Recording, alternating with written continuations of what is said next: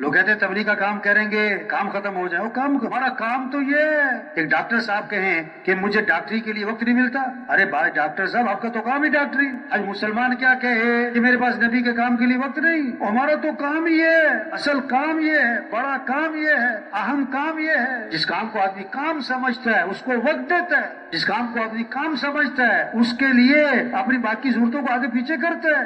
اصل کام یہ ہے. اب اپنے ملازم کو بھیجا کراچی مل کے مالک نے کہ جاؤ مشینری آئی ہے فلاں ملک سے تو اس کو چھوڑوا کے لے آؤ, مشینری لے آؤ. بھیجا اس لیے, اور اس سے کہا کہ چلو تم کراچی جا رہے ہو نا, ادھر کی سیر بھی کر لیں, بچوں کے لیے شاپنگ بھی کر لیں, فلاں ہوٹل میں ٹھہرنا بڑا اچھا ہے, فلاں جگہ بڑی زبردست نہاری ہے. یہ تو ویسے ہی کہہ دیا. بھیجا کس لیے تھا؟ مشینری جڑوانے کے لیے. اب کچھ عرصے بعد واپس آیا, ہاں بھی کیا بنا, بڑا اچھا ہوٹل تھا, وہاں نہاری کھائی بڑے مزے کی تھی, سمندر کی سیر کی بڑا مزہ آیا, بچوں کے لیے شاپنگ بھی کر لی. اللہ کے بندے جس کام کے لیے میں نے بھیجا تھا اس کا کیا بنا؟ جی اس کے لیے تو مجھے وقت ہی نہیں ملا. اللہ نے بھیجا کس لیے؟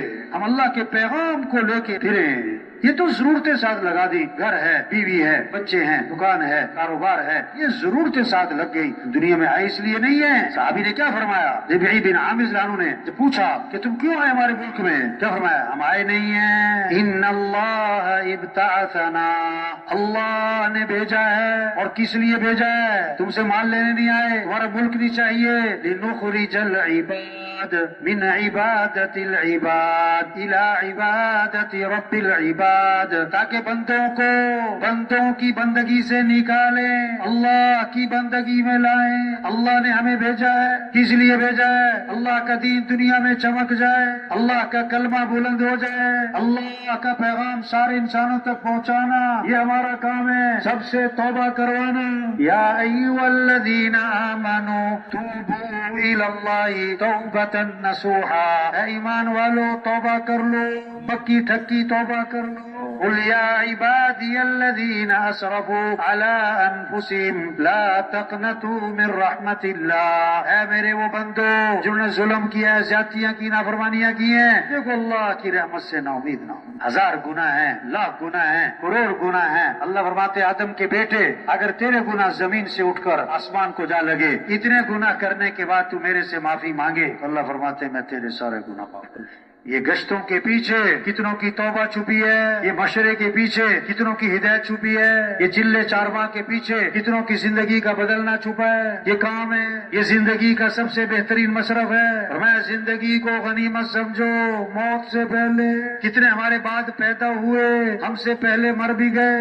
2 صحابی اکٹھے مسلمان ہوئے, ایک ان میں شہید ہو گئے, ایک ان میں سال بعد فوت ہوئے. وہ جو سال بعد فوت ہوئے کسی نے خواب میں دیکھا کہ وہ جنت میں پہلے چلے گئے. اللہ کے نبی سے آ کر ساری بات پوچھی, یہ کیا بات ہوئی؟ وہ تو شہید ہوا تھا, شہید ہوئے تھے, اور یہ تو سال بعد فوت ہوئے, یہ جنت میں پہلے چلے گئے. کہ ہاں 1 سال نیکیاں زیادہ نہیں ہوئی, 1 سال کی نمازیں زیادہ نہ ہوئی, 1 سال کے روزے زیادہ نہ ہوئے, 1 سال کے خیر کے کام زیادہ نہ ہوئے. کتنے ہمارے بعد پیدا ہوئے اور ہم سے پہلے مر بھی گئے. ہم ابھی زندہ ہیں, ابھی وقت ہے. جوانی کو غنیمت سمجھو. کس سے پہلے؟ اللہ کے نبی فرمان. ابھی جوانی ہے, ہمت ہے, بڑا دین کا کام کر سکتے ہیں, بڑی دین کے لیے نقل و حرکت کر سکتے ہیں. پھر ایک وقت آئے گا کرنا بھی چاہیں گے تو کر. صحت کو غنیمت سمجھو. کس سے پہلے؟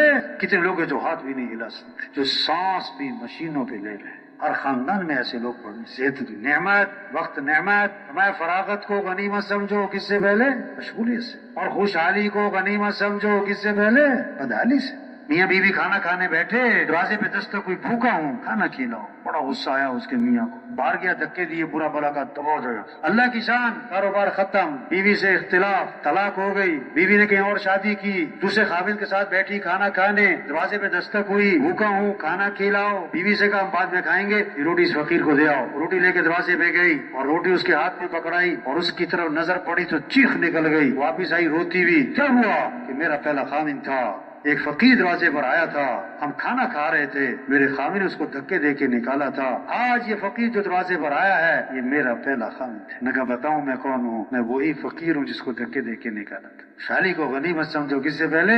بدحالی سے. یہ زندگی نعمت ہے، یہ وقت نعمت ہے، اس ماحول میں آنا نعمت ہے۔ یہ تبلیغ میں جتنا بھی وقت لگ گیا، یہ بات، یہ ماحول، یہ اجتماع، یہ خیر کا پیغام، اپنی بات، اپنے حیثیت کو پہچانے، اپنے کام کو پہچانے، اپنی ذمہ داری کو پہچانے۔ پورا عالم ہماری محنت کا میدان، پورا دین پوری دنیا میں زندہ ہو، یہ ہماری ذمہ داری۔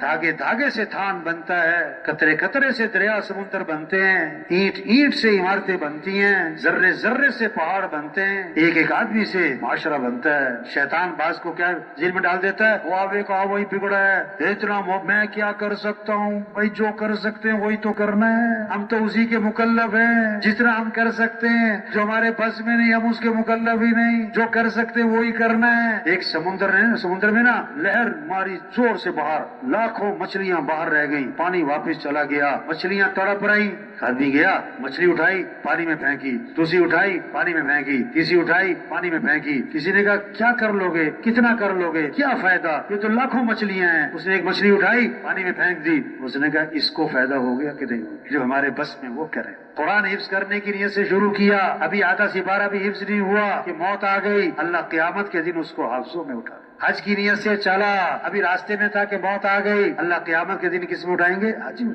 جو ہم کر سکتے ہیں وہ کریں بھائی، ہم نیت کریں کہ پوری دنیا میں پورے دین کو زندہ کرنا ہے انشاءاللہ۔ یہ وہ دین ہے کہ دین زندگیوں میں آئے گا تو پھر دنیا میں امن ہوگا، دین آئے گا تو پھر محبتیں ہوں گی، دین آئے گا تو پھر عدل ہوگا، دین آئے گا تو پھر سچ ہوگا، دین آئے گا تو پھر حیا ہوگی، دین آئے گا پھر اولاد فرمانبردار ہوگی، پھر میاں بیوی میں جوڑ ہوگا، دین آئے گا تو پھر ہمارے مالدار سخی بنیں گے، ہمارے غریب خوددار بنیں گے، ہمارے تاجر سچے دیانتدار بنیں گے، ہمارے افسر امانتدار بنیں گے، پھر کیا اللہ کا خوف آئے گا، پھر دنیا بھی جنت بنے گی، پھر موت بھی آسان، پھر قبر بھی آسان، پھر ہمیشہ کی جنت، جہاں دودھ کی نہریں، جہاں شہد کی نہریں، جہاں شراب کی نہریں، جہاں پانی کی نہریں، جہاں سونے چاندی کے محلات، جہاں دوستوں سے ملاقات، جہاں رشتہ داروں سے ملاقات، اور اس سے بڑھ کر جنت میں صحابہ سے ملاقات، اور پھر انبیاء سے ملاقات، اور حضرت محمد مصطفیٰ صلی اللہ علیہ وسلم کی زیارت، اور سب سے بڑھ کر جنت میں اللہ کا دیدار۔ 4 اعلانات ہوں گے، زندہ رہو گے موت نہیں، جوان رہو گے بڑھاپا نہیں، خوش رہو گے کبھی غم نہیں، تندرست رہو گے کبھی بیماری نہیں۔ اللہ فرمائیں گے یا اہل الجنہ،